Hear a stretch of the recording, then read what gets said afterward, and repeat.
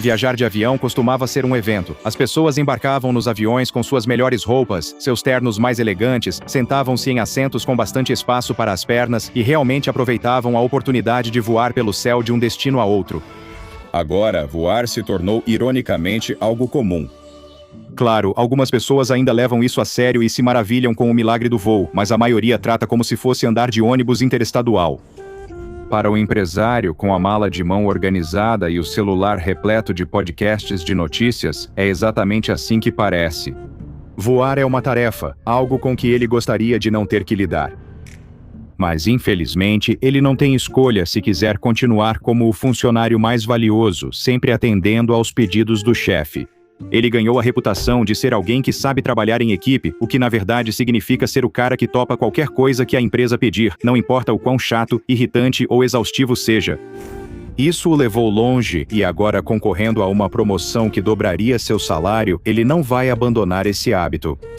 Então aqui está ele, saindo do táxi no aeroporto internacional, pronto para embarcar no voo mais longo da sua vida, 20 horas sem escalas, para a Austrália para uma conferência.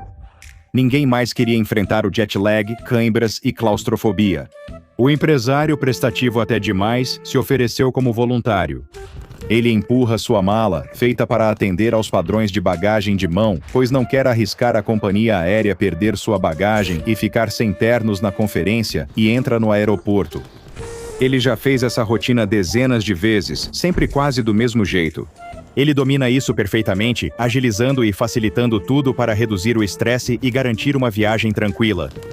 Ele imprime o cartão de embarque, bebe o resto do café, descarta o copo e entra na fila da pré-inspeção de segurança. Esse cara não enfrenta filas de segurança. Por que a fila do pré-check está bloqueada? Não tem pré-check disponível neste aeroporto? O empresário suspira fundo e aperta a ponte do nariz, organizando as ideias. Tudo bem. Dessa vez, ele pode usar a fila comum de segurança, o que pode dar errado. Ele não está atrasado, tem tempo para pegar o voo, ver alguns filmes ruins, dormir e acordar do outro lado do mundo. Resignado ao seu destino, o empresário entra na fila de checagem de segurança junto com os cidadãos comuns que não se deram ao trabalho de pagar pelo pré-check. Tudo bem. O dia ainda está saindo mais ou menos como planejado. Ou pelo menos é o que ele pensa. Com a fila andando devagar, o empresário nota novos problemas à frente. Eles estão instalando um novo scanner corporal agora. Ele consegue ver o engenheiro? Seja qual for o cargo dele, ele está terminando a instalação. Por isso a fila está enorme, coroando um domingo já irritante. Mas agora é tarde demais para voltar atrás, não sem arriscar a promoção dele, ou até mesmo o emprego. Melhor relevar e seguir em frente. Talvez ele compre chocolate no portão de embarque, já que doce sempre alivia o estresse de viajar.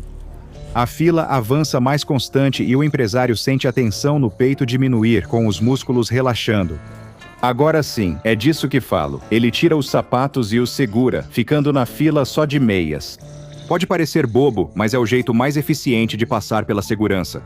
Após o que parece uma eternidade, finalmente chega a vez dele de passar pelo posto de segurança. Sorrindo satisfeito, ele coloca os sapatos e a bagagem de mão na bandeja e ambos na esteira. Um agente da TSA acena e o chama para o scanner corporal. Ele assume a posição, mãos acima da cabeça, e espera o sinal para atravessar. Mas o sinal não vem.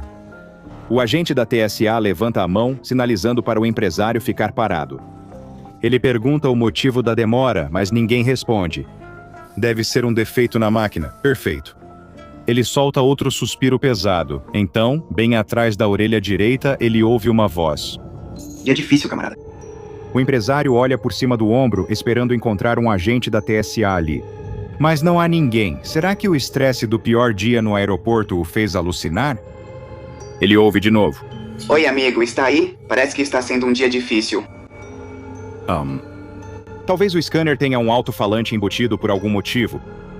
Está sendo estressante. Vou me sentir melhor quando embarcar no voo. Você vai viajar. Que legal. Pra onde?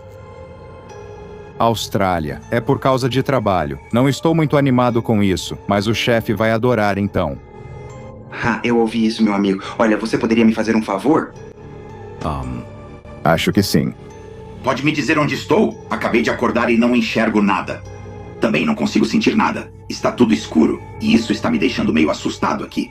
O empresário observa o local, mas ninguém presta atenção ou ouve sua voz. Ela se perde no barulho das conversas do aeroporto, ou porque é tudo coisa da cabeça dele. Estamos no aeroporto. Aeroporto? Como eu chego ao aeroporto? Amigo, preciso de ajuda para sair daqui. Minha esposa e filha vão me procurar. Não sei há quanto tempo sumi. Preciso voltar para casa. Pode me ajudar? Em pensamento, o empresário pensa que realmente não tem tempo para isso, mas em voz alta, ele diz: claro. É que eu realmente não sei onde você está de verdade, ou como você está falando comigo através desse aparelho de escaneamento. Como assim? Eu estou bem aqui, falando com a minha boca. Não estou. Do que diabos você está falando? O empresário começa a perder a paciência, pois algo nessa situação não está certo. Ninguém deveria falar com ele pelo detector quebrado. A segurança do aeroporto devia deixá-lo passar e ele já devia estar sentado no portão. Seus ressentimentos transbordam pela boca. Não tenho tempo para isso, ele grita. Um agente da TSA se vira para olhá-lo. Prometo, senhor, estamos resolvendo o problema o mais rápido possível. Não precisa gritar, ela diz. A voz no scanner estava falando em um tom baixo antes, um sussurro conspiratório, mas agora está ficando mais alta, mais desesperada. Você tem que me ajudar, por favor. Minha família? Eu preciso chegar até minha família. Por que eu não consigo enxergar? Por que eu não consigo me mexer? Está doendo. Está doendo. Você não entende? Está doendo. Essas palavras são gritadas no ouvido do empresário.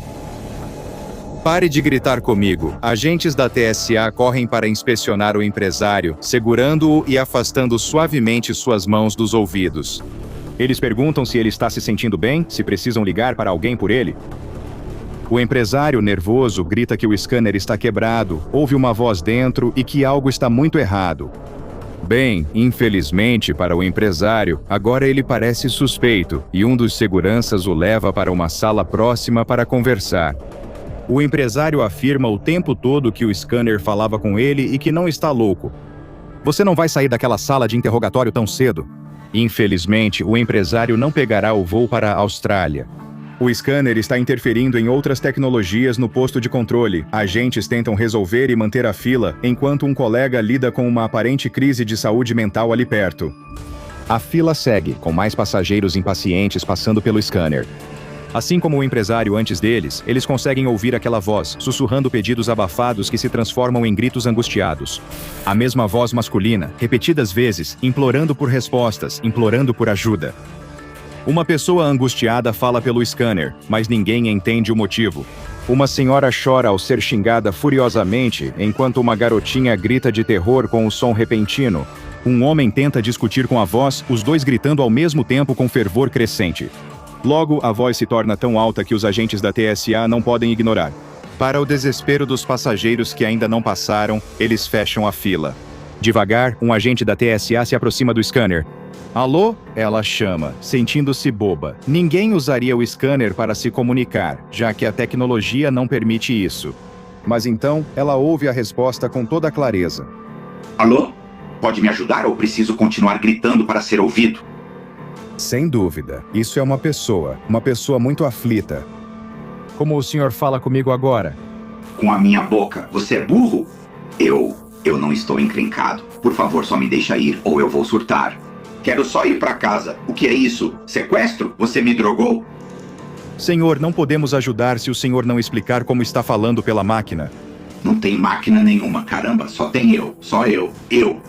A voz soluça de frustração e a agente da TSA sente uma náusea súbita e inexplicável. A máquina não tem alto-falante nem local para a voz sair.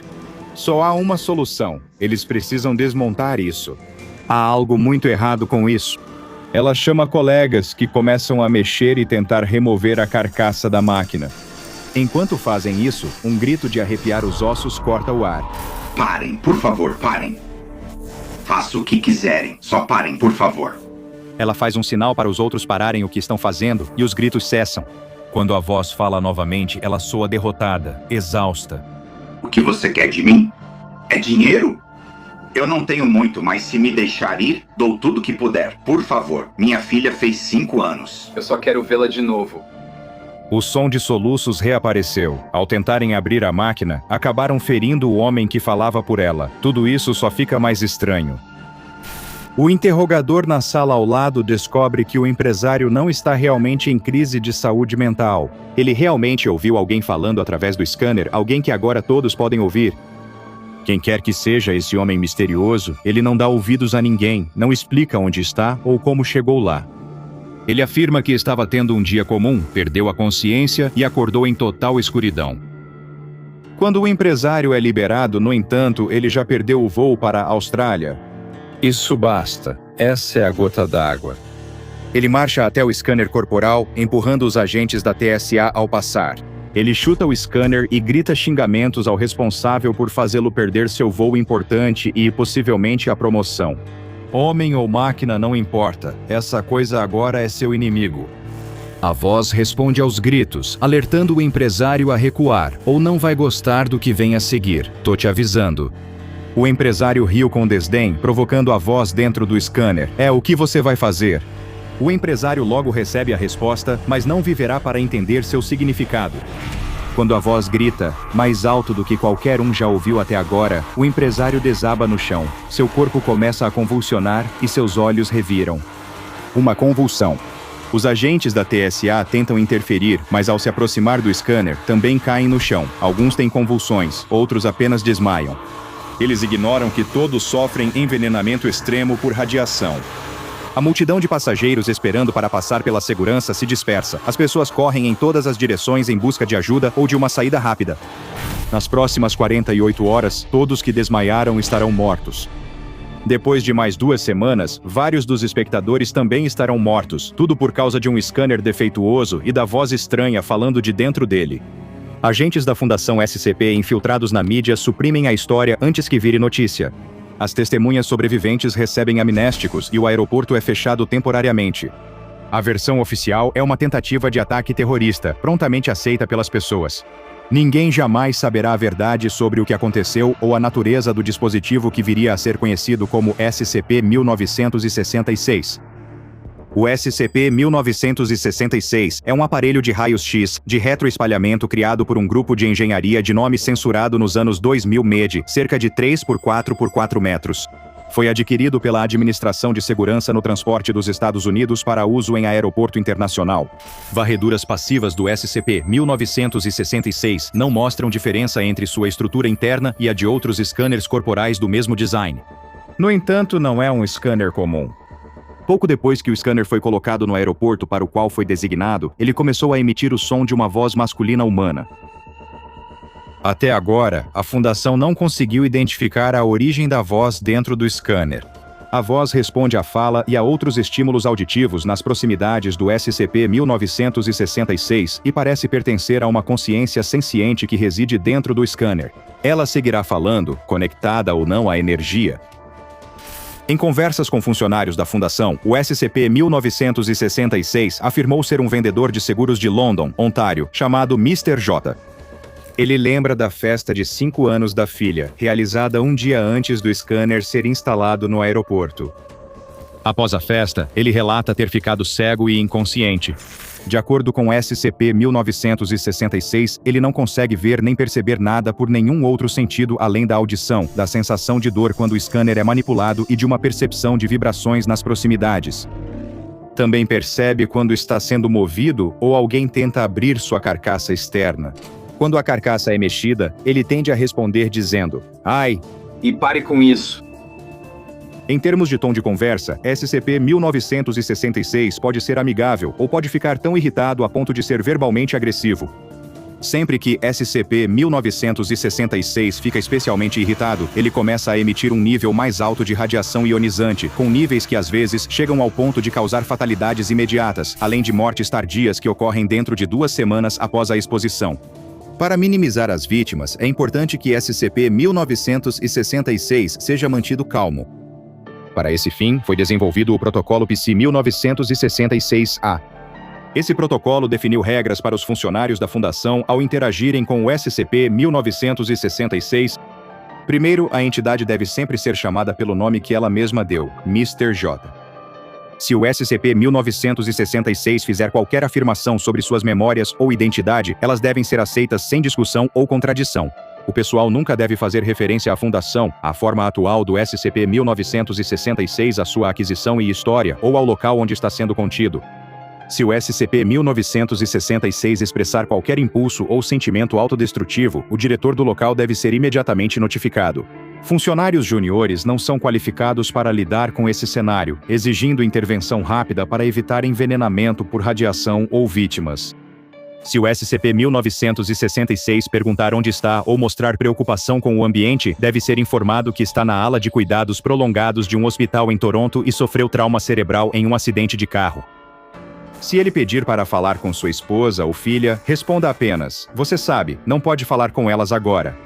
Isso se refere à versão de fachada dada ao SCP-1966 de que sua esposa e filha morreram no mesmo acidente de carro. Afirmar isso diretamente aumentará o estresse da entidade e pode ser perigoso, por isso é melhor dar um lembrete gentil e corrigir com suavidade.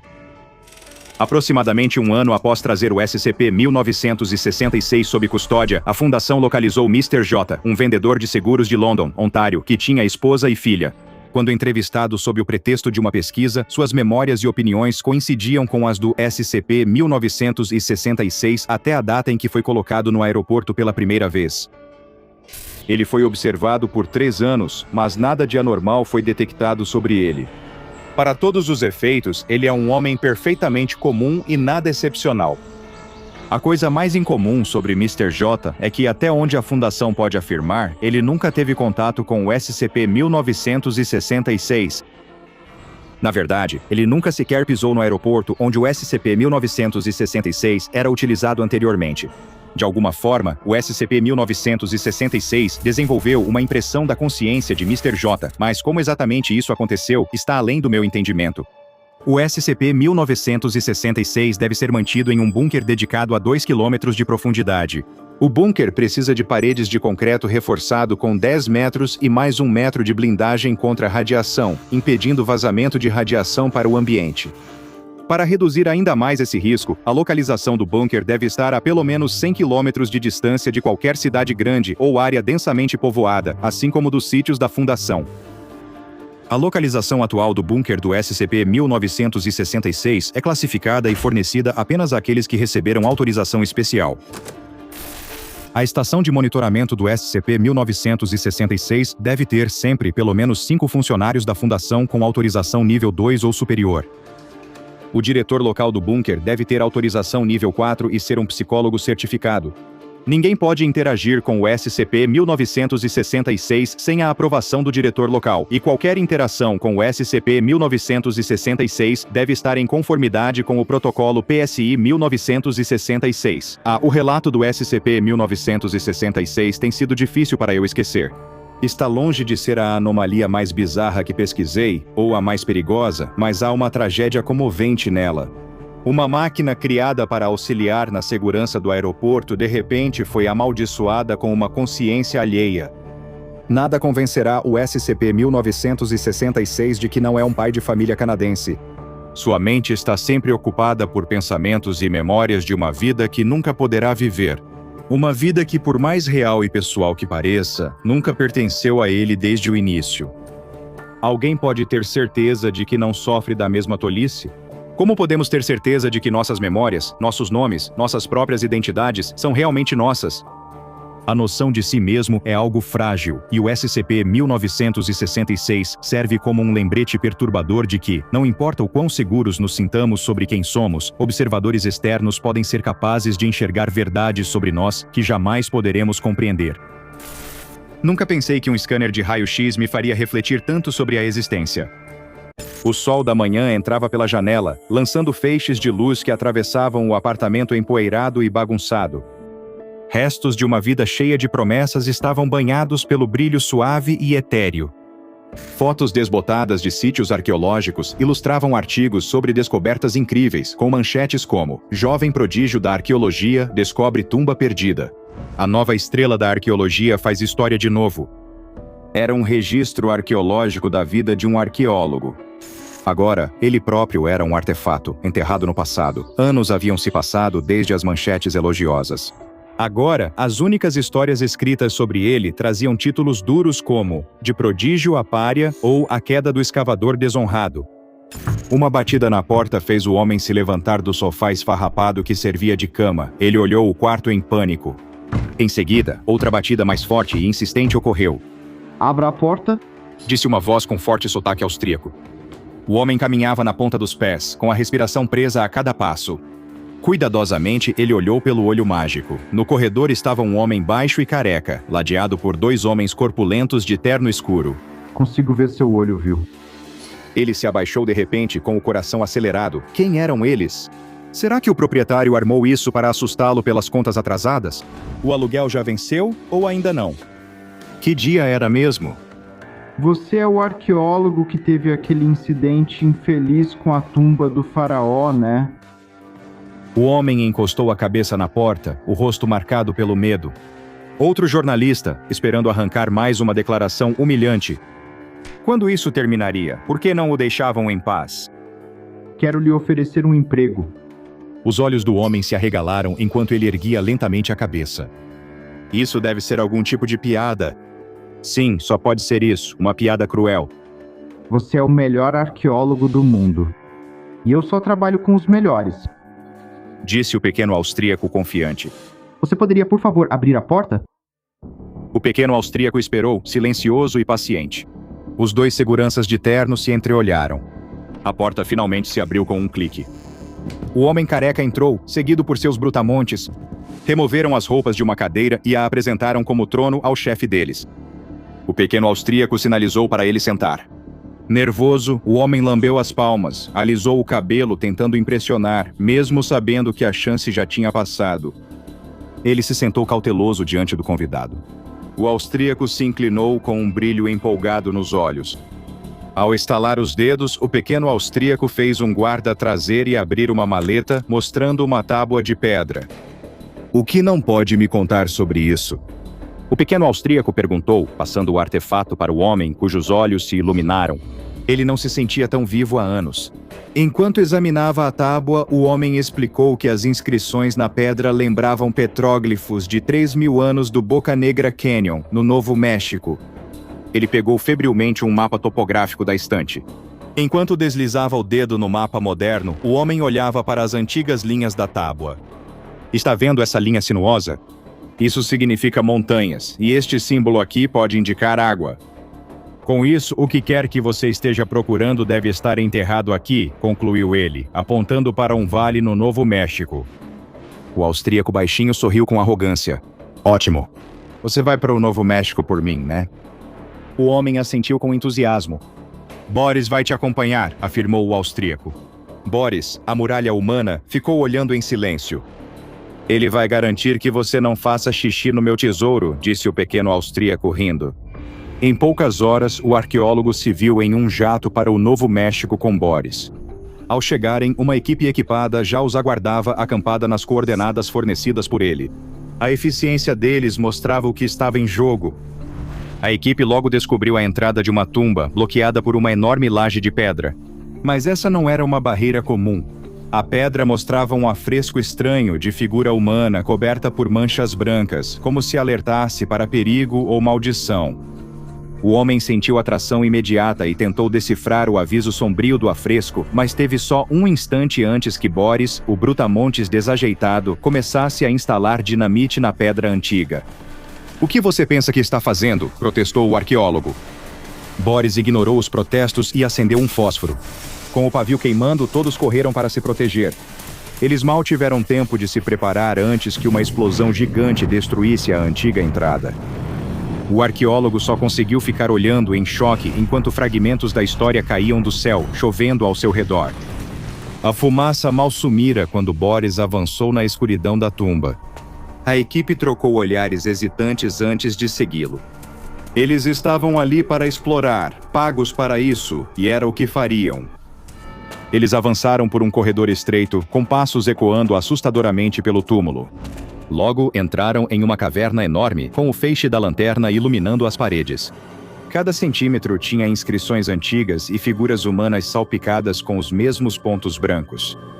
Deve ser algum tipo de doença, algo que afeta a pele, murmurou o homem, esperando que Boris o ouvisse.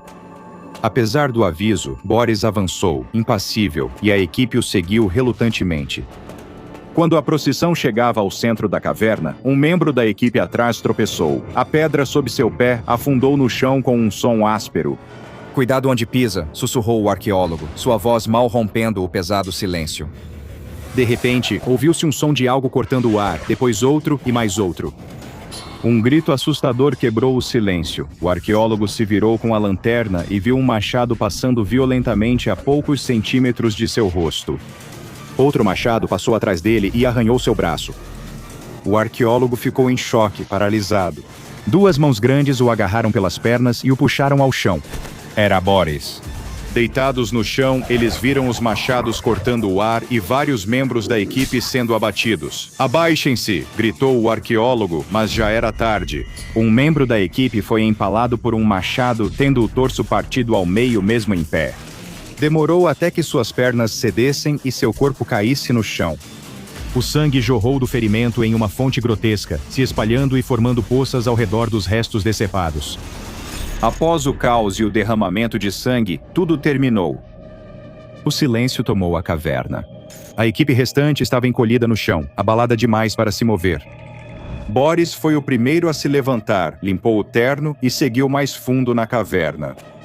Enquanto o arqueólogo olhava para a carnificina de seus companheiros caídos espalhados pelo chão da caverna, algo quebrou dentro dele. "Não podemos deixá-los aqui", afirmou o homem. Boris o encarou com uma frieza calculista, afiada o suficiente para partir pedra. Sua mão deslizou para dentro do terno procurando por algo, mas o arqueólogo, exaltado demais para perceber, não notou. "Você me ouviu? Eu disse que só seguimos depois que nós..." O tiro foi ensurdecedor. O tripulante que estava a poucos metros atrás do homem caiu.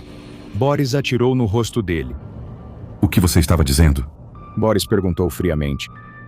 O arqueólogo encarou de volta em choque e horror.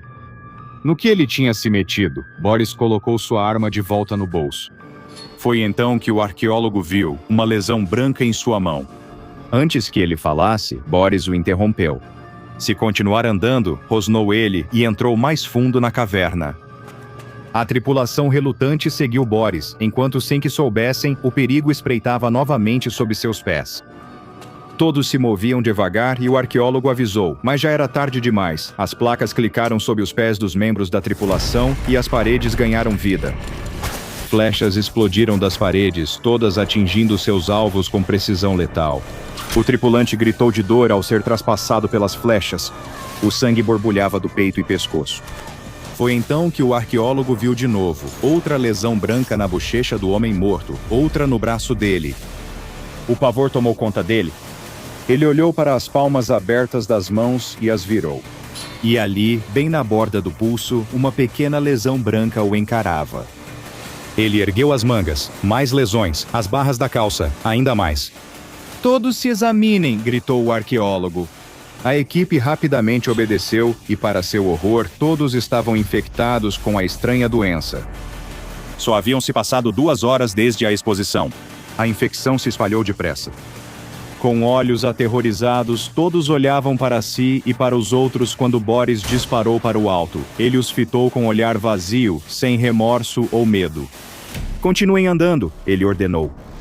Ninguém conseguia decidir qual destino era pior, a infecção anômala se espalhando rapidamente por seus corpos ou Boris, sempre pronto para puxar o gatilho. Com um suspiro coletivo, todos abaixaram a cabeça e seguiram Boris. Antes de entrarem na terceira caverna, Boris parou. Ele puxou um colega distraído e o empurrou para a frente. "Você vai na frente", ele ordenou ao jovem apavorado. O jovem olhou para trás, para o arqueólogo com o rosto tomado de terror. "Vá devagar e teste cada passo", disse o arqueólogo de forma tranquilizadora. O jovem assentiu, mas permaneceu desconfiado. Com cautela, ele testava cada passo ao avançar pela caverna. Os outros o seguiram de perto, pisando só onde ele pisara. O progresso era lento e cauteloso, mas eles ainda estavam vivos. Quer dizer, até o jovem testar um passo que fez o chão se mover sob ele. Ele congelou, então tentou dar um passo em outra direção, mas o chão cedeu, abrindo um abismo enorme sob seus pés. Seus gritos ecoaram pela caverna enquanto ele caía num poço de estacas, aterrissando com um estalo nauseante. A equipe contornou o abismo com cuidado e observou o horror abaixo. O corpo do jovem se contorcia violentamente contra as grandes estacas. O arqueólogo segurou o braço de Boris. Não podemos continuar perdendo homens assim. Boris olhou para a mão do arqueólogo e depois para seus olhos. O arqueólogo engoliu seco e soltou o braço dele. Nós só vamos embora depois de encontrar o tesouro. Those are my orders. E o seu? Boris afirmou secamente, dando tapinhas no contorno de sua arma por cima do paletó. Com um grunhido de rendição, a equipe seguiu Boris mais fundo na tumba. De repente, um membro da equipe exclamou que suas manchas brancas sumiram. Todos começaram a se examinar e, de fato, por algum estranho milagre, as lesões de todos haviam desaparecido da pele. Mas a alegria deles durou pouco. Logo, uma dor profunda se espalhou por seus corpos. Cada movimento era como se os músculos deles estivessem pegando fogo. Integrantes da equipe caíram ao chão, contorcendo-se de dor. Deixe-os, Boris resmungou. Até ele tinha dificuldade para manter o ritmo. O que estava acontecendo com eles? Estavam morrendo? Talvez fosse apenas desidratação depois de 24 horas sem nenhuma água. Ao entrar na câmara vasta, todos suspiraram de alívio. Eles conseguiram. Diante deles havia ouro e rubis espalhados entre montes de panos brancos que pareciam ter o formato de múmias. A tripulação entrou na quarta e última caverna, uma câmara funerária coletiva. Enquanto a tripulação, com membros doloridos, enchia os bolsos de bugigangas, o arqueólogo buscava Boris. Ele estava no centro da sala, indo até uma caixa de madeira. Deixe que ele fique com isso, murmurou o arqueólogo ao examinar a câmara funerária. Seus olhos pousaram nas paredes, cobertas de símbolos primitivos que contavam uma história. As imagens mostravam um meteorito caindo na Terra e grupos inteiros de humanos sucumbindo à doença que ele trouxe. Os pictogramas mostravam humanos com manchas brancas no corpo que sumiam, seguidos por desenhos de pessoas se contorcendo de dor. Depois parecia que eles estavam rasgando a própria carne. O arqueólogo ofegou alarmado. Seu olhar se voltou para outro pictograma, um que alertava claramente contra remover a caixa de madeira de seu local de descanso. Boris, não! O arqueólogo gritou. Boris já havia levantado a caixa e a aberto. Com um olhar de consternação, ele tirou uma pequena pedra preta. Era diferente de qualquer pedra que ele já tinha visto. Toda a caverna começou a tremer violentamente. Detritos e poeira caíam do alto, enquanto uma enorme rocha se desprendia, despencando diretamente em direção a Boris. Cuidado! Gritou o arqueólogo. Boris olhou para cima, mas já era tarde demais. A rocha despencou, esmagando Boris. A rocha negra rolou até o chão trêmulo ao lado do arqueólogo. Com a caverna desmoronando, o arqueólogo foi forçado a agir. Ele não ia morrer ali. Ele pegou a pedra e saiu correndo da caverna, os músculos doloridos protestando. Mexam-se, mexam-se, mexam-se! Ele gritou por cima do rugido da caverna desmoronando. A equipe restante correu para a saída enquanto grandes pedras caíam, atingindo aqueles que foram lentos demais para desviar.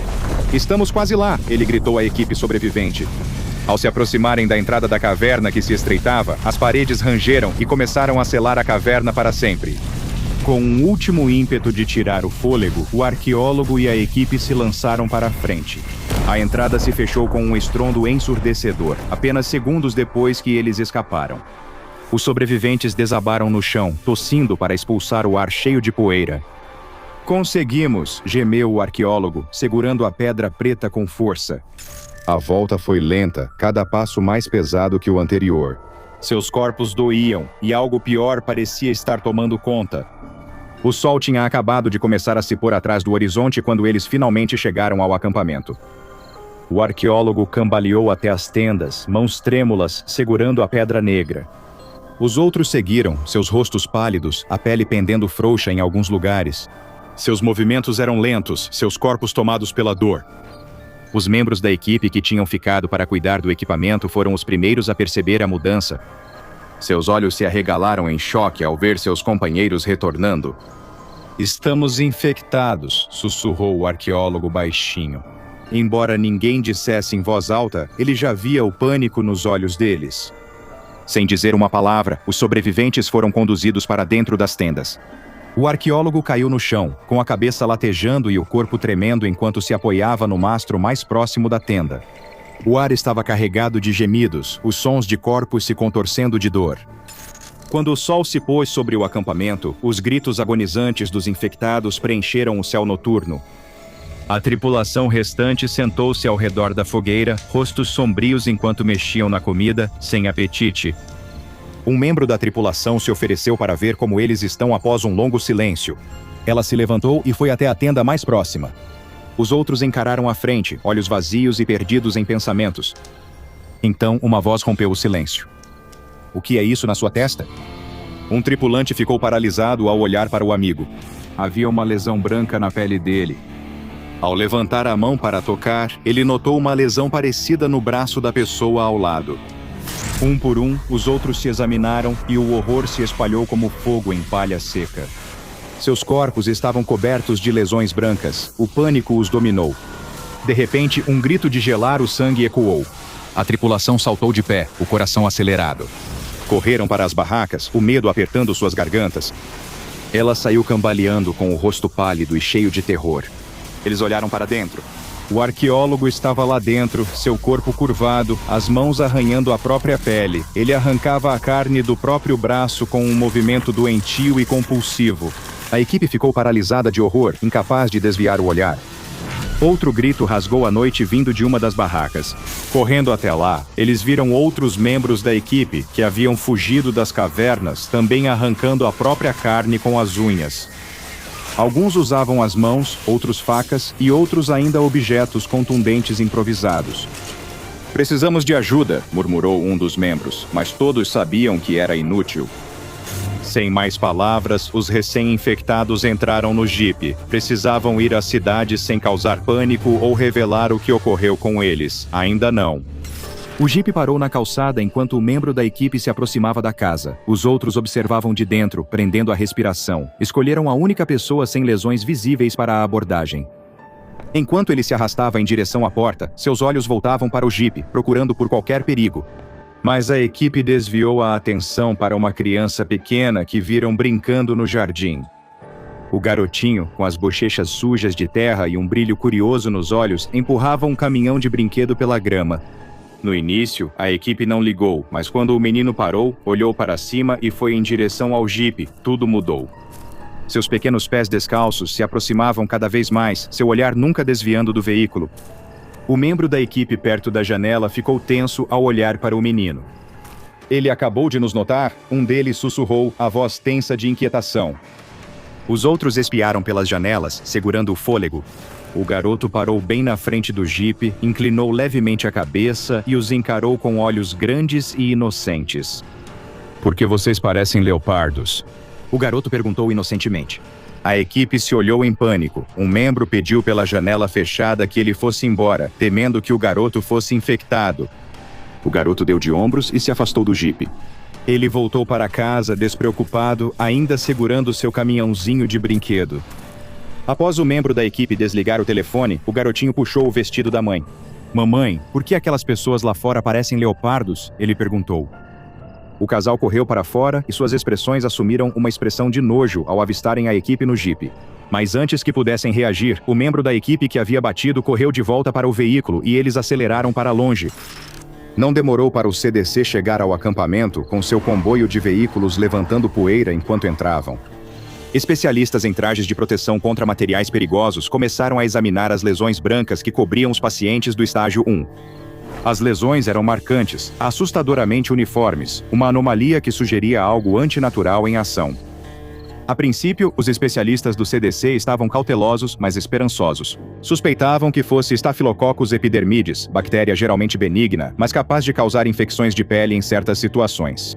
Isso explicaria o aparecimento das lesões e o início rápido dos sintomas. Porém, ao avançar mais para dentro do acampamento, até onde os pacientes do estágio 3 estavam alojados, as esperanças da equipe logo se dissiparam. Esses pacientes não estavam só doentes. Eles estavam possuídos. Alguns deitavam no chão, arranhando a pele como animais selvagens. Outros permaneciam de pé, com mãos e rosto em um grotesco emaranhado de feridas.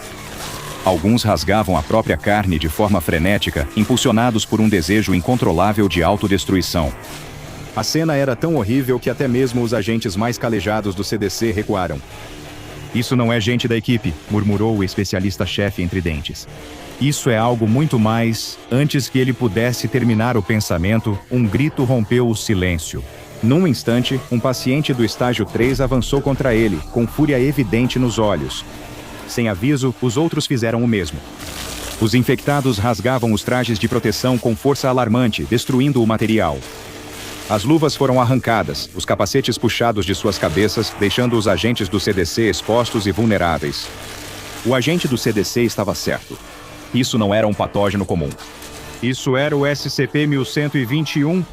O SCP-1121 é um protozoário ameboide desconhecido com uma habilidade mutagênica única que só é ativada quando exposto ao Staphylococcus epidermidis. Epidermidis, uma bactéria normalmente inofensiva encontrada na pele humana. Quando introduzido em outros organismos, o SCP-1121 permanece dormente. Seu DNA compartilha genes com insetos, mas também possui genes ausentes em qualquer organismo conhecido. O SCP-1121 não se reproduz naturalmente e não necessita de líquidos para sobreviver. Uma vez que o SCP-1121 interage com S. epidermidis, ele muta a bactéria em SCP-1121-1, uma cepa altamente perigosa, antes de morrer. Isso marca o início da infecção, que afeta 100% dos expostos mesmo que S. epidermidis normalmente seja inofensiva para humanos saudáveis.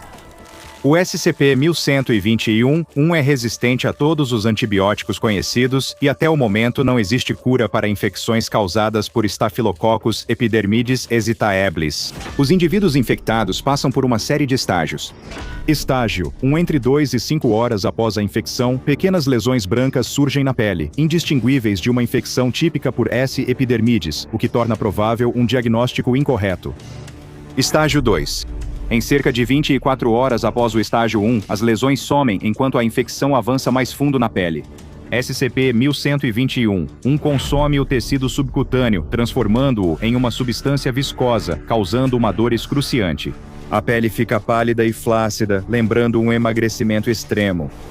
Terceiro estágio. Pacientes passam a retirar a própria pele, normalmente com as mãos, mas alguns usam ferramentas. Esse processo parece indolor devido ao segundo estágio e não é uma ação consciente. Quando a substância é exposta, as vítimas ficam desorientadas e hostis com os não infectados, sendo necessário eliminá-las antes desse estágio. SCP-1121-1 se espalha rapidamente durante os estágios 1 e 2, principalmente por contato com a pele, mas há evidências de que pode se espalhar sem contato direto. É obrigatório usar trajes de proteção ao manusear amostras. Mesmo após o estágio 3, a infecção persiste na pele removida, com as bactérias permanecendo ativas por um período desconhecido. O perigo da pele descartada ainda é uma ameaça não resolvida. De acordo com o Adendo 1121-A01 SCP-1121 foi desenterrado durante uma escavação arqueológica no Novo México. O arqueólogo que teve o primeiro contato com o meteorito agora é considerado SCP-1121 um paciente 0. Em 2 dias, a infecção se espalhou do paciente 0 para toda a equipe de pesquisa e vários moradores locais. Apesar do contenção inicial pelo CDC, a fundação foi chamada para ajudar. O meteorito e o paciente 0 foram transferidos para o sítio de pesquisa biológica 13 e a área num raio de 10 quilômetros ao redor do local da escavação foi limpa, usando bombas, Mark 77. As únicas colônias conhecidas do SCP-1121 foram recuperadas do meteorito. A análise por espectrômetro de massa com datação por rubídio-estrôncio determinou que o meteorito tem cerca de 2,5 bilhões de anos. Mais detalhes sobre as circunstâncias exatas envolvendo a chegada do meteorito e as ações do paciente 0 foram suprimidos. Assista a outra entrada dos arquivos do Dr. Bob como SCP-420 Condição de pele agressiva e conheça outra anomalia que fará você repensar aquela mancha na pele que parecia inofensiva. Ela entrou na cabine de comando como dona do céu. Pilotar um pássaro de metal gigante deixou de ser apenas um trabalho e virou arte performática. A cabine era seu palco, os controles seus adereços, e cada decolagem, manobra e pouso era um ato impecável em uma peça que só ela podia dirigir.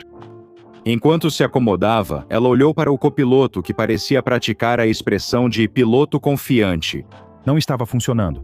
Ela segurou o riso e pegou a lista de verificação. Vamos ver se nosso bebê dormiu bem, ela brincou e marcou os itens com estilo. Hidráulica. Conferido. Combustível? Cheio, como o tanque de um adolescente no baile de formatura. Instrumentos mais brilhantes que meu futuro. Sua copiloto, tentando acompanhar, disse, e o tempo está tão claro quanto o resultado do meu último exame médico. Ela lançou-lhe um olhar que poderia talhar leite. Passageiros embarcavam em fluxo constante, um murmúrio de sono matinal preenchendo a cabine. Ela lançou um olhar para seu copiloto. Os olhos dele se voltaram rapidamente para ela e logo desviaram enquanto ele mexia desajeitadamente nas configurações do sistema de comunicação. Ela ajustou os seletores, seus dedos firmes e seguros. Torre Fênix, voo 217 pronto para decolar? Ela falou pelo headset, com o tom profissional de sempre. Voo 217, decolagem autorizada. Respondeu a torre pelo rádio. O ronco dos motores era mais reconfortante para ela que qualquer canção de ninar. Com leve toque no acelerador, a fera despertou, pronta para vencer a gravidade.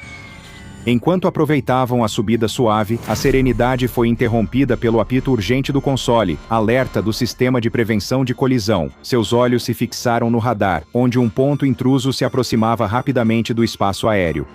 Tráfego se aproximando.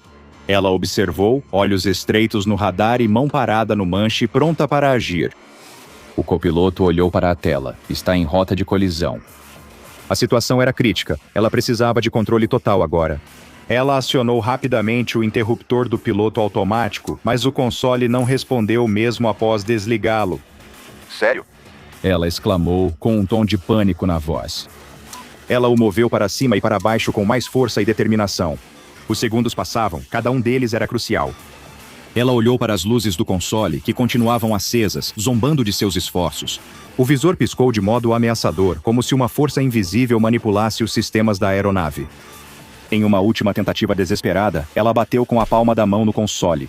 O botão finalmente cedeu com um clique hesitante, as luzes se apagando uma a uma. Aí está. Ela ofegou, sentindo um alívio tomar conta dela por um breve instante. Instantaneamente, suas mãos agarraram o manche com força enquanto ela fazia uma manobra brusca e decisiva. O avião desgovernado passou voando. Seu coração disparou enquanto ela estabilizava a aeronave. Isso foi por pouco, suspirou seu copiloto. Foi por pouco, mas não conta, ela respondeu de forma incisiva, seu foco já voltando para os controles. Ela estabilizou o curso deles, a adrenalina do momento dissipando-se tão rápido quanto surgiu. Eles pousaram sem incidentes, as rodas tocando o solo com facilidade. O quase acidente foi registrado, mas o sistema digital não tinha vestígios do encontro. Um fantasma na máquina. Como se nada tivesse acontecido, comentou seu copiloto ao revisar os registros. Mas aconteceu, ela corrigiu baixinho enquanto taxiavam até o portão.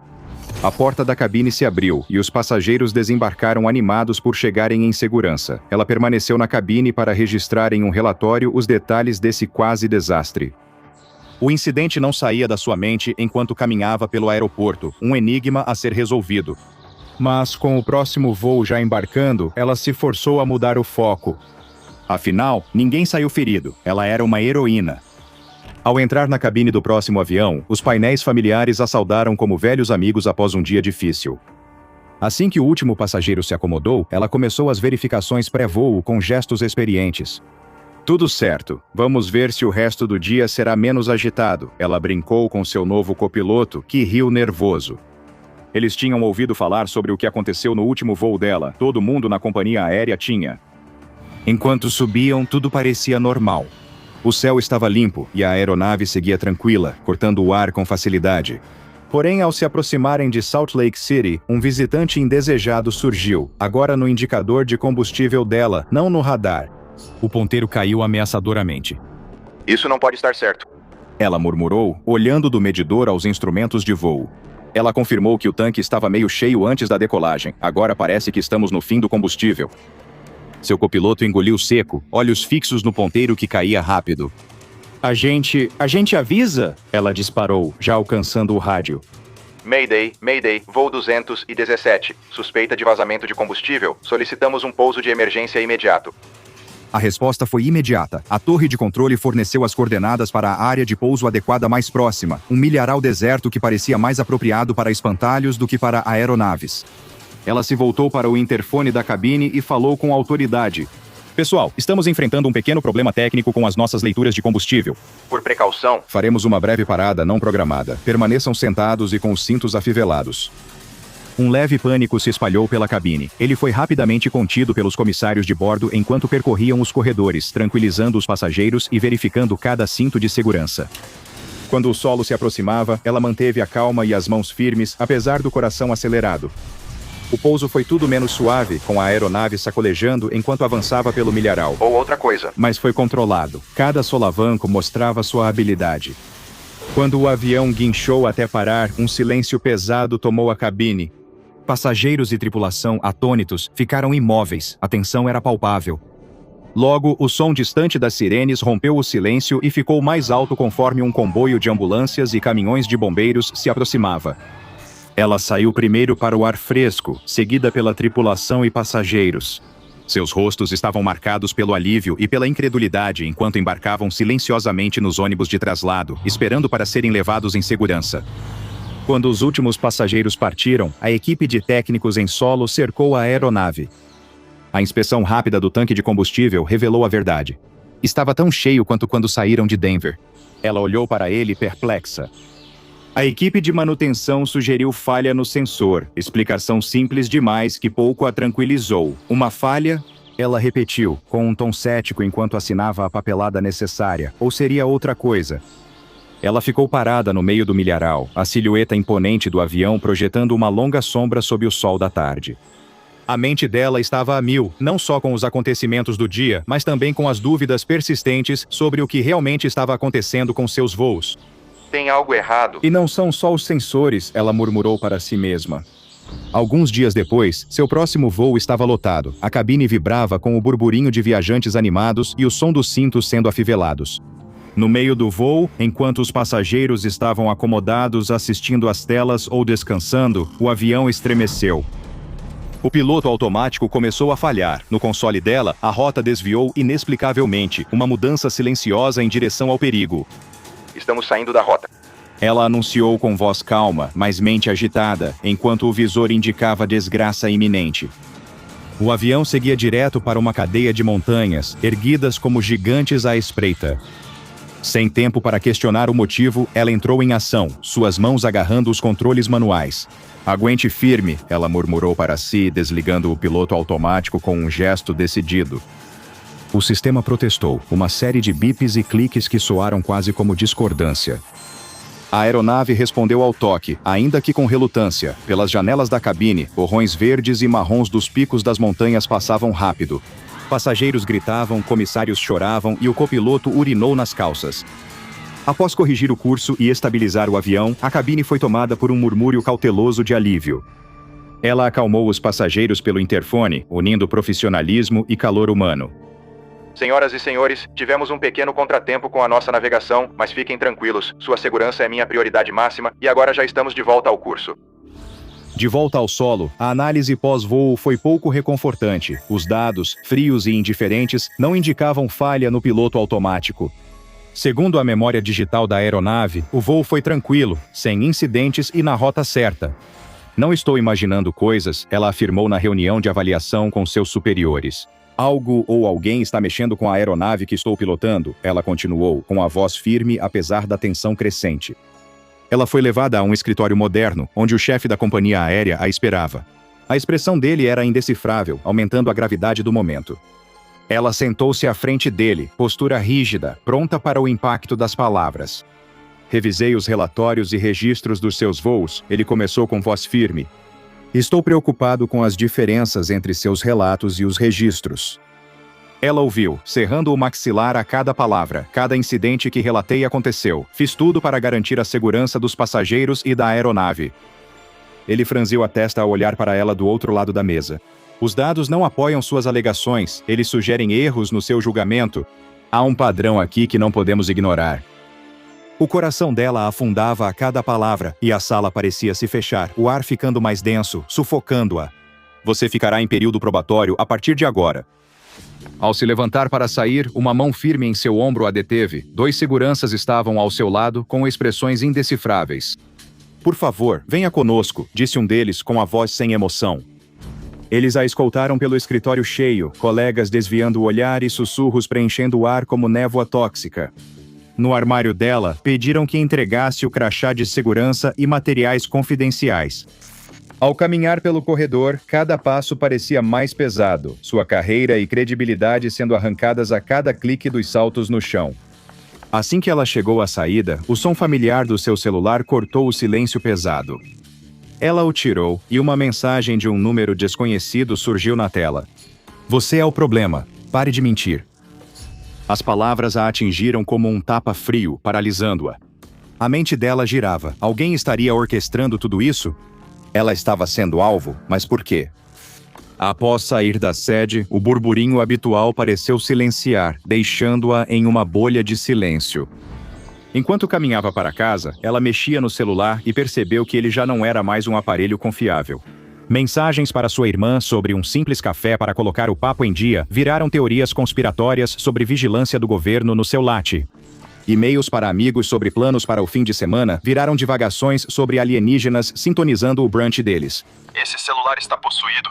Ela murmurou, quase esperando que ele soltasse uma gargalhada de volta. Na manhã seguinte, as emissoras nacionais de notícias fizeram a festa com a saga da piloto descontrolada, transmitindo seu voo desleixado junto com um espetáculo psiquiátrico. Especulação. Assistir a sua reputação despencar ao vivo na TV foi tudo menos agradável. Pelo menos mostrem meu melhor ângulo, resmungou ela para a tela, sua situação oscilando entre um suspense e uma comédia ruim. Em um raro momento de silêncio, seu telefone tocou. Mais uma vez, era um número que ela não reconhecia, mas por pura curiosidade, a piloto desonrada decidiu atender. Do outro lado da linha estava um jornalista investigativo. Ele parecia sincero e surpreendentemente normal. Eu venho acompanhando sua história e tem algo que não está batendo. Acho que você está sendo alvo de alguma coisa. Ele explicou. Uma onda de alívio tomou conta dela. Finalmente, alguém disposto a ouvir. Ansiosa para contar tudo, ela começou a despejar sua história, as palavras saindo em uma torrente desesperada. No meio da frase, ela notou que ele continuava falando sem perceber as respostas dela. Ao olhar o celular, seu coração congelou. O ícone de mudo a encarava, zombando. Sério, ela disparou, pressionando a tela com força para tirar do mudo. O celular teimava em não colaborar, suas tentativas de se comunicar sendo frustradas pelo aparelho inflexível. Consegue me ouvir agora? Ela quase gritou, frustrada enquanto cutucava o celular traiçoeiro. Mas não adiantava, seu aparelho parecia tê-la traído.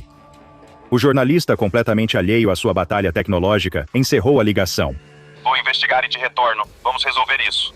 Ele prometeu. Então a linha caiu. Ela ficou lá, sozinha, gritando para um aparelho que não a ouvia. Frustrada e mais isolada do que nunca, ela enxergou a verdade. Todo o caminho digital estava manipulado, toda a linha grampeada, toda a mensagem distorcida. Em um mundo onde sua voz era silenciada por fios e ondas, ela recorreu aos seus últimos aliados confiáveis, papel e caneta. Ela ficou dias trancada no apartamento, cercada por paredes cheias de anotações e recortes, fios vermelhos ligando pontos que só ela entendia. Sua mão corria pelo papel, registrando cada detalhe, seus voos, as falhas do sistema, os relatórios adulterados. Se o reino digital era o campo de batalha, o analógico era a espada. Preparando o carro e decidida, ela segurou o envelope com seus papéis, pronta para enviá-lo para o outro lado do país. Na agência dos Correios, as portas automáticas emitiram um som de boas-vindas, trazendo conforto com o cheiro de papel e tinta. Enquanto ela aguardava na fila, segurando o envelope como se fosse um artefato precioso, seus olhos foram atraídos pelos cartazes nas paredes. Todos anunciavam entregas rápidas e integração digital, enquanto ele se fixava em um cartaz sobre os sistemas automatizados da agência dos Correios. Seguro e eficiente, declarava orgulhosamente. Um calafrio percorreu sua espinha. Seguro para quem? A pergunta ecoava em sua mente quando uma dura constatação a atingiu, tão clara quanto a turbulência que quase a derrubou. Enviar o envelope pelo correio não o faria chegar a Nova York. Isso o lançaria em um vazio digital. Ela girou rápido, o rangido dos sapatos rompendo o silêncio. Ao sair para o ar da manhã, murmurou: "Se quer algo bem feito, faça você mesmo." Decisão tomada, ela iniciou sua jornada pelo país, o envelope crucial preso com segurança ao seu lado como um delicado copiloto. O problema surgiu imediatamente. Pouco depois de sair da cidade, o sistema de navegação do carro dela falhou, provavelmente sabotado pelas mesmas forças que ela buscava expor. Ela passou a usar mapas de papel que balançavam com a brisa das janelas abertas. Conforme os quilômetros passavam, o rádio dela alternava entre estática e trechos de rock clássico, cada música agora com um tom sinistro. Uma voz nos alto-falantes cantarolou: "Cada respiração que você der, cada movimento que você fizer, estarei te observando, tornando o antigo sucesso uma ameaça arrepiante." O celular dela se mostrou igualmente pouco confiável. Cada tentativa de ligação terminava em conexões caídas ou em um silêncio assustador, como se seus pedidos de ajuda estivessem sendo engolidos pelo vazio. Frustrada, ela jogou o celular no banco do passageiro, onde caiu com a tela para baixo, abandonado. Ela chegou a Nova York exausta, mas determinada, com o veículo coberto de sujeira de 1000 milhas percorridas. O carro engasgou e parou diante do prédio de vidro da redação do jornal. Ao entrar no saguão, o ar frio pouco acalmou seus nervos à flor da pele. Ela se aproximou da recepção, encarando a última barreira, uma secretária cujo sorriso era tão forçado quanto o coque meticulosamente arrumado em seu cabelo. "Preciso ver o jornalista. É sobre uma matéria em que ele está trabalhando", disse ela com voz rouca da longa viagem. "Sinto muito, sem horário marcado", disse a secretária, seu tom de desdém encerrando a conversa. Desesperada, ela entregou o envelope gasto. "Por favor, garanta que ele o receba. É importante." A secretária pegou o envelope com expressão neutra, sem deixar nada transparecer no olhar. "Vou ver o que posso fazer." O pedido dela ficou no ar, com a urgência da missão e as muitas milhas percorridas até aqui. Ela atravessou a rua e entrou discretamente em um pequeno café, um lugar que parecia imune à sua crise.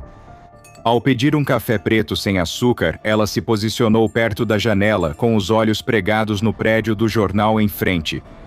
O vapor do seu café cobriu seu rosto por um instante, criando um breve alívio enquanto ela observava o vai e vem do prédio. Cada pessoa que entrava ou saía do prédio mexia com seus nervos, seu coração oscilando entre a esperança e o desespero a cada instante. Enquanto segurava o café, o calor em suas mãos contrastava com o frescor da porcelana e ela refletia sobre o destino de sua história. Será que estava destinada a iluminar a verdade ou a se dissolver no abismo digital? O café dela esfriava enquanto o tempo se estendia, cada minuto ampliando sua ansiedade. E se o jornalista não acreditasse nela? E se já fosse tarde demais? A dúvida a corroía, mas era o desespero que a mantinha firme. Ela tinha colocado todas as cartas na mesa, apostando tudo nessa última jogada.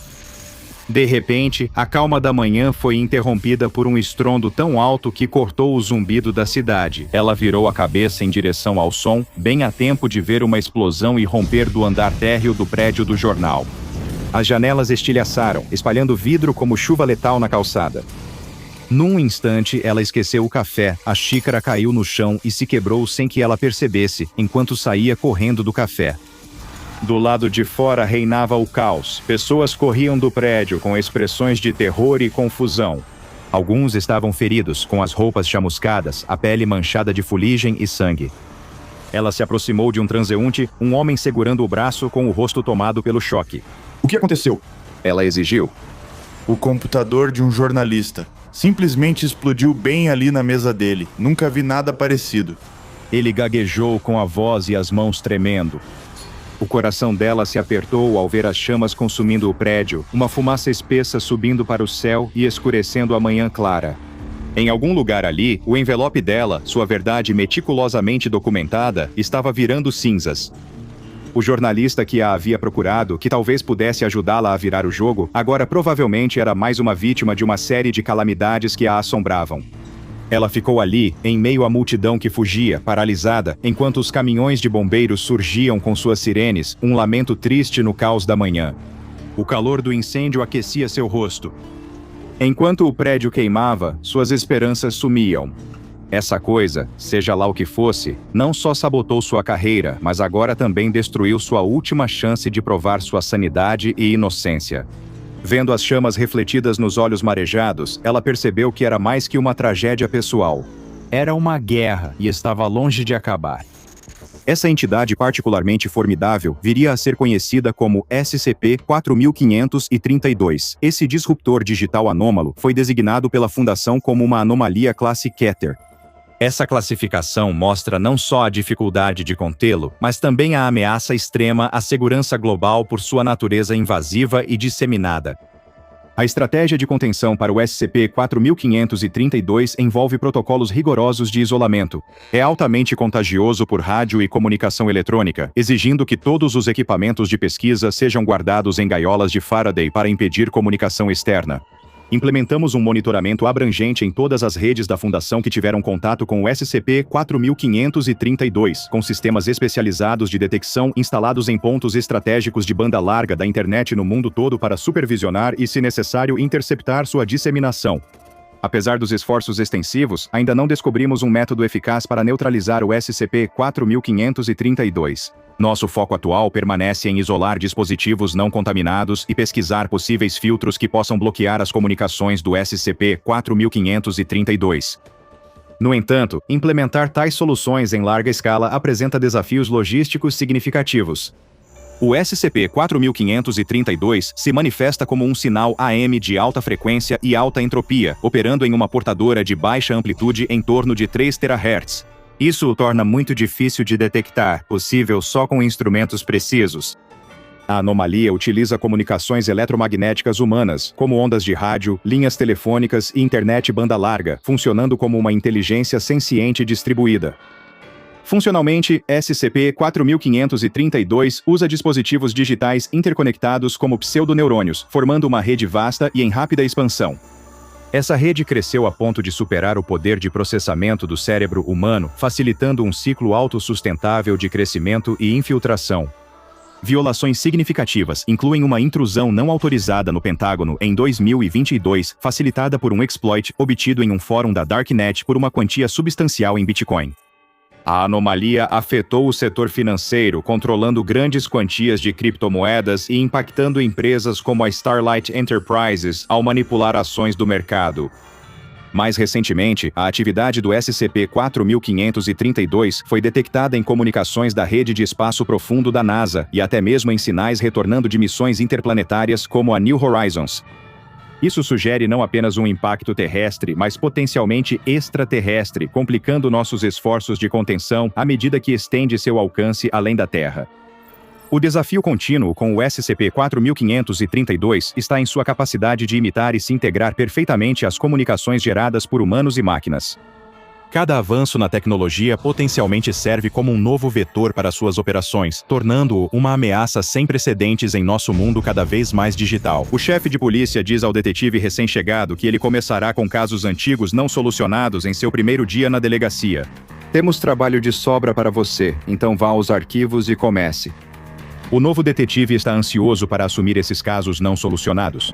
Ele se destaca em desvendar casos negligenciados e esquecidos, sentindo grande alegria ao resolver enigmas que ninguém mais conseguiu. O detetive vai até uma área pouco movimentada da delegacia e encontra a porta dos arquivos. Dentro da sala, o ar tem cheiro de mofo, e quando o detetive coloca sua bolsa sobre a mesa, uma nuvem espessa de poeira se levanta e o faz espirrar. Ele pega a lista de casos nos quais deveria estar trabalhando e vai até uma estante cheia de fileiras e mais fileiras de caixas de evidências. Ele pega uma e examina os arquivos da caixa. Está cheia de relatórios policiais, depoimentos de testemunhas, fotos da cena do crime e até mesmo pedaços de evidências. Horas passam enquanto o detetive examina sua lista, analisando caixas e relatórios. Ele percebe que é melhor fazer uma análise superficial primeiro e ver se algo chama sua atenção antes de começar a examinar os detalhes minuciosamente. Ao pegar a última caixa da sua lista de casos que o chefe mandou ele investigar, ele percebe algo. No alto de uma prateleira, entre várias caixas de papelão idênticas, está o que parece ser uma mala de couro. Ele não consegue deixar de se perguntar o que isso está fazendo aqui nos arquivos. Será que é uma prova de outro caso que ficou aqui por algum motivo? Ou será que alguém só esqueceu a bolsa após ver os arquivos antigos? Não importa o motivo dela estar aqui, ele tem um trabalho e investigar a bolsa não está na sua lista. Mas ele sabe que não vai se concentrar até descobrir o que é essa bolsa e seu conteúdo. Ele só dará uma olhada rápida antes de voltar ao trabalho. O detetive retorna à prateleira com a bolsa. Parece que isso está aqui há muito tempo, coberto por uma camada de poeira tão grossa quanto a de qualquer outra coisa na sala. Ele pega a bolsa e sopra a poeira dela. Ele destrava a bolsa e dentro encontra uma pasta. É só mais um relatório, mas o que ele está fazendo aqui? Talvez um dia faltaram caixas e alguém usou uma maleta velha no lugar. O detetive pega a pasta e a abre. Como ele suspeitava, é outro relatório de caso. Mas é apenas uma única página, com várias fotografias presas por um clipe de papel. Ele retira as fotos do relatório e as examina. Elas parecem numeradas em ordem. A primeira foto mostra líquido vermelho e pedaços que parecem carne ou osso. As próximas duas mostram diferentes ângulos de um cadáver mutilado. Foi tão violentamente mutilado que a vítima mal é reconhecível como um ser humano. O detetive prende as fotos ao relatório com um clipe e o coloca de volta na pasta. Se nesse assassinato ele só tem uma página de evidências para analisar, então ele está classificando como um caso para revisitar só depois que absolutamente tudo mais na sala for resolvido. O detetive volta para a última caixa que estava examinando e começa a folhear os arquivos dos casos novamente. Mas algo naquela pasta de couro e nas fotos dentro dela não sai da cabeça dele. Talvez haja algo ali. Sem perceber, ele já está novamente diante da pasta. Ele pega o relatório e revisa as fotos novamente. Mais uma vez, ele vê o cadáver desfigurado de vários ângulos, mas a quarta foto é bem diferente. Esta mostra o que parecem ser os pés de alguém, mas eles estão no ar, como se a pessoa tivesse pulado e tirado uma foto dos próprios sapatos. Há algo errado com a foto também, algum tipo de descoloração estranha nas bordas. Parece que ocorreu um erro no processo de revelação. Por que isso estaria num arquivo do caso? Isso aguçou a curiosidade dele. Mas não, ele não devia gastar tempo com isso logo no primeiro dia no novo emprego. O detetive coloca tudo de volta na pasta e a devolve à prateleira onde a encontrou antes de encerrar o dia. Naquela noite, ele percebe que não consegue dormir. O detetive continua vendo o rosto desfigurado toda vez que fecha os olhos. E por que a foto dos pés flutuando? O que isso significa? A cabeça dele está a mil, tentando entender tudo. Quando o alarme começa a tocar, o detetive percebe que não dormiu nada. Mais tarde naquela manhã, o detetive está de volta ao escritório do chefe novamente. O chefe comenta sobre sua aparência e pergunta se o trabalho já o está afetando. O detetive realmente está com uma aparência péssima, e algo na sala está deixando ele muito desconfortável. O teto parece mais baixo, como se tivesse descido uns 30 ou 60 centímetros desde a última vez que ele veio aqui. Também está muito escuro. Quem consegue trabalhar em uma sala tão escura assim? Ele se levanta e pergunta se pode acender mais luzes, mas antes da resposta do chefe, já as acende. O chefe, incomodado com as luzes fluorescentes, manda o detetive voltar ao trabalho e recomenda que ele descanse à noite. Se ele não conseguir, talvez esse trabalho não seja para ele. O detetive retorna ao arquivo para retomar de onde parou no dia anterior e volta a examinar os arquivos da sua lista. Mas é claro, aquela pasta de couro sempre parece estar bem no seu campo de visão, chamando por ele, implorando para que ele descubra seus segredos. É isso, pensa o detetive. Sem escolha, precisa entender o que ocorre com o arquivo. Ele pega a pasta de novo, abre o relatório e começa a olhar as fotos novamente. 3 fotos de um cadáver nojento. Ok, quarta foto mostra pés de alguém. Nada de novo. Agora é hora de ver o restante. A quinta foto se assemelha à quarta, mas os pés parecem um pouco mais próximos do chão. Espera aí, essas estão em ordem reversa? Ele olha para a próxima. Essa não tem ninguém nela. É uma foto de uma mesa e parece que tem algo escrito nela, mas a escrita é muito pequena. Ele se inclina e aperta os olhos, mas não consegue distinguir. Ele corre até sua mochila e procura até achar o que queria. Uma lupa. Ele retorna à foto e com a lupa consegue enfim ler o que está escrito. Está acima de você. Ele ergue a cabeça e olha para cima. Mas não há nada lá. Ele ri sozinho. Claro que não há nada lá. Talvez o chefe esteja certo. Talvez algo realmente esteja afetando ele e ele não seja feito para esse trabalho. Mesmo assim, ele ainda precisa descobrir mais. Ele olha para a 7ª foto. Agora ele vê que estava certo. Elas estão definitivamente em ordem cronológica reversa. Na foto seguinte, ele vê quem tirou as fotos se aproximar da mesa. Na 10ª foto, ele os vê passando por uma porta. Na 11ª, ele os vê abrindo a porta. Finalmente, ele chega à última foto. É uma foto da porta fechada da sala. Há algo escrito na porta, e o detetive mal pode acreditar no que está vendo quando lê. Na porta está escrito: Arquivos. O detetive se levanta de repente e gira, mas o quarto está vazio, só ele está ali. O que está acontecendo? Isso é uma pegadinha? Ele pega o relatório com as fotos anexadas. Deve haver respostas ali. O documento é um relatório policial padrão preenchido após um homicídio, com o endereço do crime no topo da página. É exatamente onde ele está, o endereço da delegacia. Ao lado está a data. Mas isso é impossível, a data é de hoje.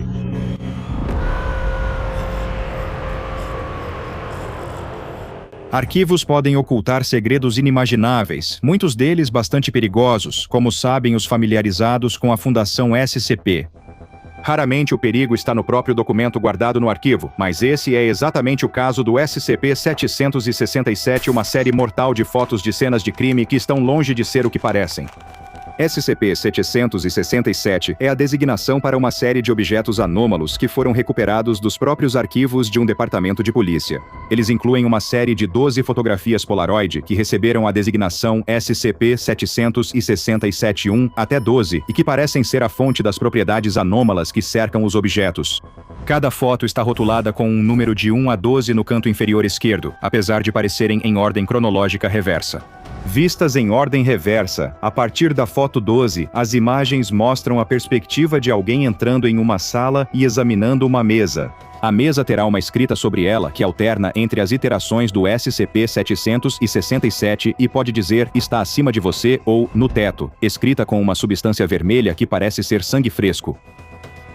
As próximas fotos seguem em primeira pessoa e mostram quem fotografa sendo erguido acima da mesa, com fios de fumaça preta nas bordas, que parecem problemas de revelação ou danos à foto. As 3 últimas fotos mostram um cadáver fresco que foi tão mutilado por lacerações que está completamente irreconhecível, enquanto a última foto mostra um corpo que parece ter sido praticamente liquefeito de alguma forma, com sangue e vísceras espalhados pelo cômodo. A origem dessas fotos é incerta e não se sabe se foram tiradas ou apenas surgiram de algum modo. Quando as fotos são levadas para outro local e ficam lá por uma semana, elas passam a mostrar um cômodo do prédio onde estão guardadas, com a imagem da última pessoa afetada pelos efeitos das fotos. Em breve, explicarei esses efeitos.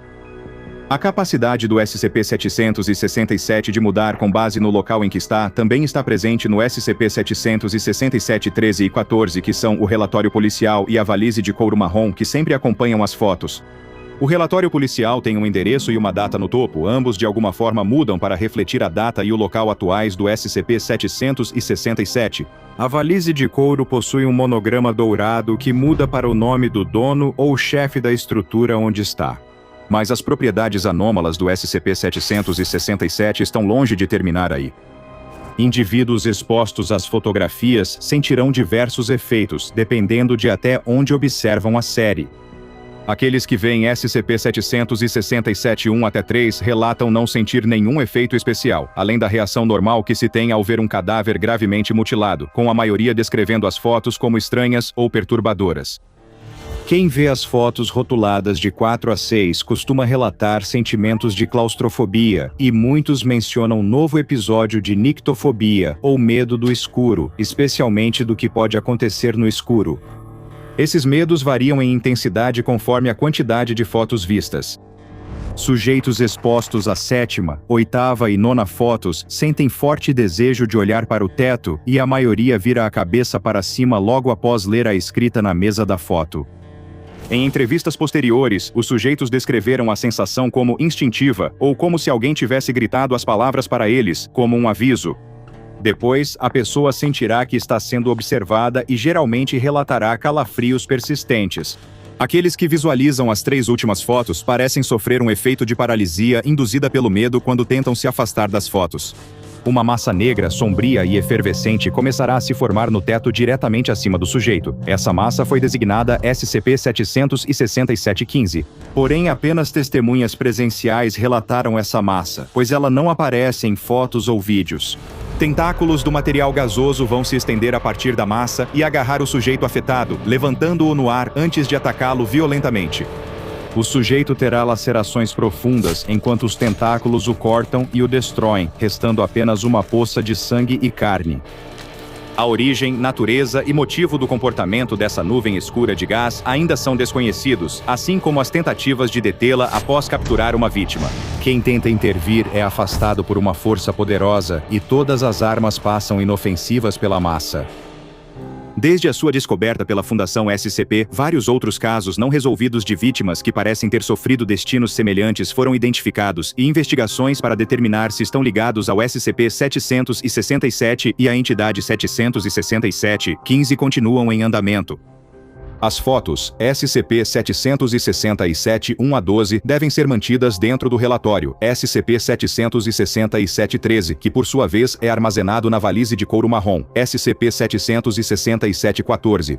E todo o grupo é mantido em um centro de contenção segura de itens perigosos da Fundação SCP.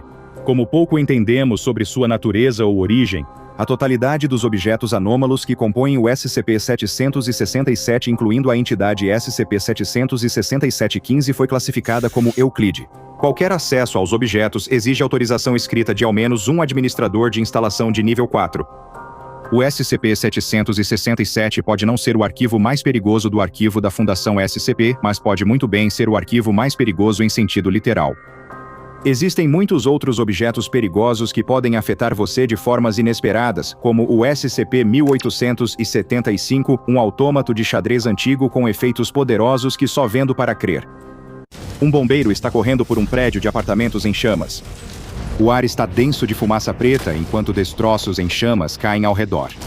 No meio do caos, ele se separou do resto da equipe. Eles já devem ter saído da estrutura, e pelas condições, ele deveria fazer o mesmo. Mas, ao se virar para descer as escadas, o bombeiro ouve algo. Gritos vêm de um quarto no fim do corredor. O bombeiro corre até a porta. Com certeza há alguém lá dentro. Ele consegue ouvir a voz da pessoa pedindo socorro. "Estou indo", grita o bombeiro, mas quando tenta abrir a porta, ela não se move. Ele recua e joga seu corpo contra a porta, de novo e de novo, até que finalmente a porta se abre com força. O bombeiro enfrenta calor e fumaça, mas consegue ver quem pede socorro. Do outro lado do quarto, parcialmente sob a cama, há uma menina. Ela segura um coelho de pelúcia e chora de medo. O bombeiro dá um passo em direção a ela, mas sente o chão começar a ceder e precisa recuar. Ele não vai suportar o peso. A garota terá que rastejar até ele. É sua única chance. Ele a chama enquanto mais destroços em chamas caem do teto. A garotinha rasteja até ele, primeiro devagar, depois mais rápido. Ela quase o alcança quando ouve-se um estalo alto. O bombeiro só pode assistir enquanto o chão desaba sob a garotinha e ela cai. Mas de repente ela para. O bombeiro não acredita. A camisa dela prende num cano quebrado. Ela fica pendurada enquanto seu coelho de pelúcia é consumido pelo fogo abaixo. O bombeiro estende a mão para a garotinha enquanto ela estende a mão em direção a dele. Os dois se esticam o máximo que podem, só mais um pouco. Eles estão quase se tocando, quase lá. Assim que as pontas dos dedos deles se tocam, o resto do chão cede e os dois caem.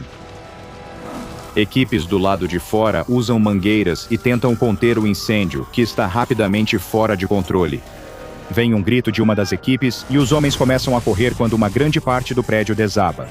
Alguém ainda estava lá? Onde está John? O chefe dos bombeiros pergunta, mas ninguém o viu.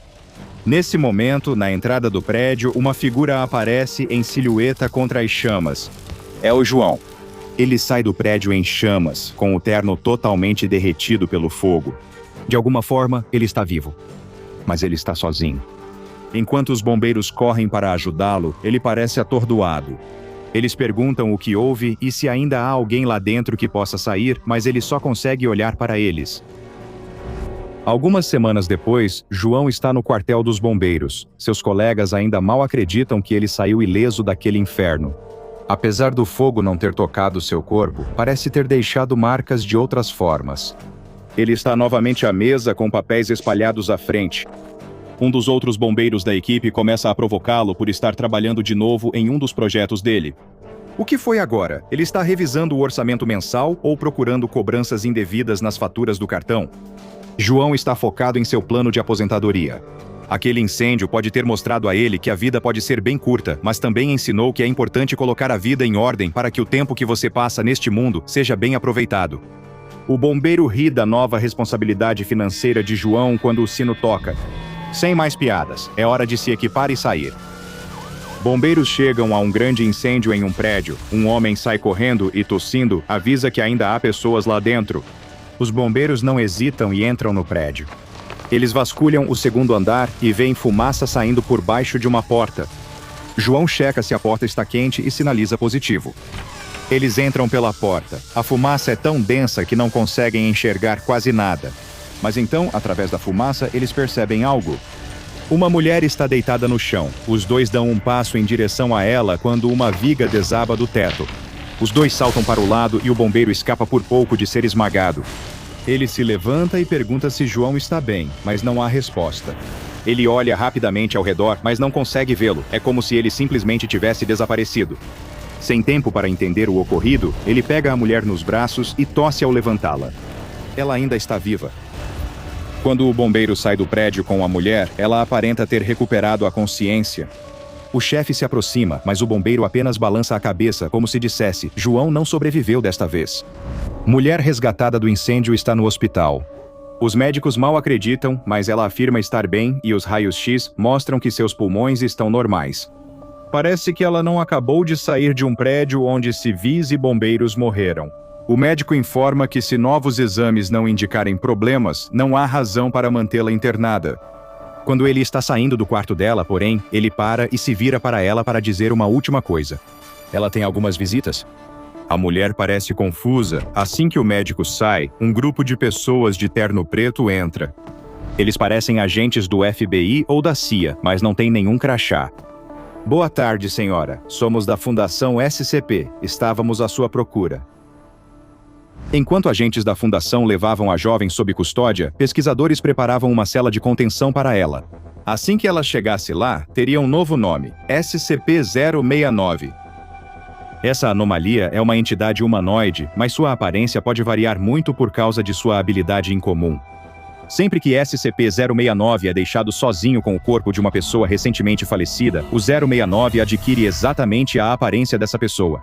E não só o SCP-069 ficará com a aparência do indivíduo recém-falecido, como também assumirá seus maneirismos físicos, sua voz e até seus padrões de fala, permitindo que ele pareça e soe exatamente como a pessoa que acabou de falecer. Assim que começa a imitar a pessoa, o cadáver desaparece por um processo ainda não compreendido pelos pesquisadores da Fundação. O corpo desaparece sem deixar vestígios, restando apenas a nova instância do SCP-069 viva e bem em seu lugar. Esse sósia será virtualmente indistinguível do original, com até mesmo testes de DNA e impressões digitais dando resultado idêntico ao original. Amigos e familiares não terão ideia de que uma entidade anômala ocupou o lugar da pessoa falecida, já que, além de assumir todas as características físicas da pessoa falecida, o SCP-069 também adquire seus conhecimentos e memórias. Eles agirão exatamente como a pessoa, com apenas uma única diferença que os distingue. Quem estiver perto do SCP-069 nos dias e semanas após sua transformação, notará que a pessoa passará a expressar forte desejo de organizar sua vida, sendo essa expressão vaga e ligada a várias possíveis tarefas. Essas tarefas podem incluir resolver obrigações pendentes em sua vida, sejam pessoais, como retribuir um favor que estava devendo, ou financeiras, como quitar dívidas, ou fazer planos de longo prazo, como abrir contas de aposentadoria e atualizar seu testamento. Eles também frequentemente fazem esforços para visitar familiares distantes ou com quem perderam contato, reacender amizades que foram deixadas de lado ou realizar outras formas de encerrar pendências do tipo que se acumulam ao longo da vida e muitas vezes são adiados até que seja tarde demais. SCP-069 parece não reter nenhum conhecimento de suas identidades assumidas anteriormente e não carrega memórias ou habilidades de uma instância para outra, exceto pelo desejo recorrente de consertar as coisas na vida de sua nova forma. Quando uma entidade SCP-069 identificada é questionada sobre o motivo de estar adotando esse novo comportamento, ela afirma não ter nenhum motivo oculto, além de um desejo avassalador de colocar a vida em ordem, afinal, nunca se sabe quando uma lesão ou morte inesperada pode acontecer. O próprio 069 sente dor, sofre ferimentos e morre, assim como um ser humano normal, mas essas semelhanças terminam exatamente no momento em que ele morre. Quando o SCP-069 morre, seu corpo se decompõe rapidamente, virando pó quase instantaneamente. A Fundação tentou preservar seu corpo ou ao menos retardar sua decomposição, mas até agora todas as tentativas falharam. Após morrer, o SCP-069 irá se manifestar novamente no local da morte humana mais recente, independentemente da proximidade de onde o 069 morreu.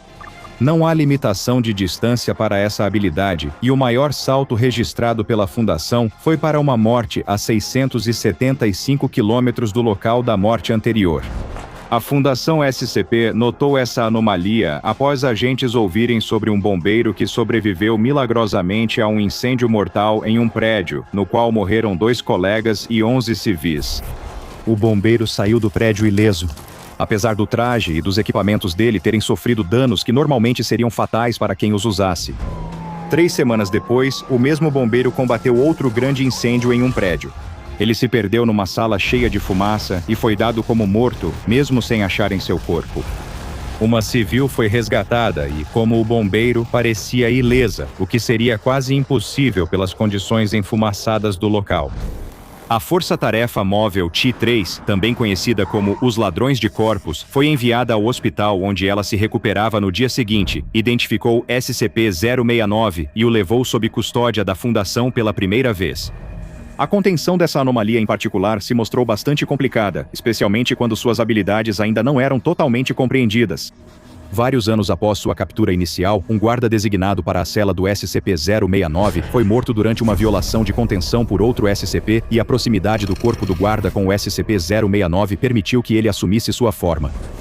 Mesmo após a rápida descoberta da troca e o retorno do SCP-069 à contenção, ele seguia afirmando que a Fundação cometia um erro ao prender um de seus próprios membros. Com o tempo, porém, seus protestos diminuíram e, eventualmente, o SCP-069 tornou-se relativamente obediente e cooperativo com a equipe.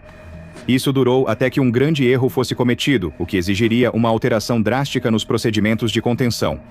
Um pesquisador júnior designado ao 069 deixou escapar acidentalmente que a família do agente havia sido informada de sua morte prematura. Isso pareceu angustiar muito o 069 e ele reagiu à notícia tentando cometer suicídio. Não se sabe ao certo o que causou essa reação, pois chamá-lo de impostor antes não tinha esse efeito. Mas algo sobre a família descobrir a morte da pessoa original parece ter um impacto profundo no SCP-069. Após o evento, o SCP-069 ficou sob observação por risco de suicídio e os planos de usar outros funcionários recentemente falecidos da Fundação SCP como alvos para sua habilidade foram suspensos. O SCP-069 continua vivendo na forma de seu antigo guarda e está alojado no local de contenção de humanoides, 063. Ele continua insistindo que realmente é o agente falecido e ainda expressa o desejo de colocar sua vida em ordem. Mesmo parecendo, soando e agindo como o antigo agente da Fundação, ele não deve ser tratado como tal, por mais tentador que seja para amigos e colegas terem uma última visita. Se SCP-069 tentar ou conseguir violar o confinamento, deve ser contido usando métodos não letais. Caso o SCP-069 morra enquanto estiver em confinamento, os agentes da Fundação devem monitorar de perto quaisquer relatos de incidentes em que pareça que alguém escapou de uma morte certa, um sinal claro de que a pessoa agora é, na verdade, o SCP-069. Enquanto isso, a Fundação seguirá estudando essa anomalia classificada como safe. Embora talvez nunca entendamos totalmente suas habilidades, talvez possamos aprender algo com ela sobre segundas chances. Agora vá assistir a outra entrada dos arquivos do Dr. Bob, como SCP-3998, A Bruxa de Vimy Vive, para mais um conto estranho de um SCP que pode não ser exatamente o que parece. Não esqueça de se inscrever e ativar as notificações para não perder anomalias enquanto exploramos arquivos confidenciais da Fundação SCP.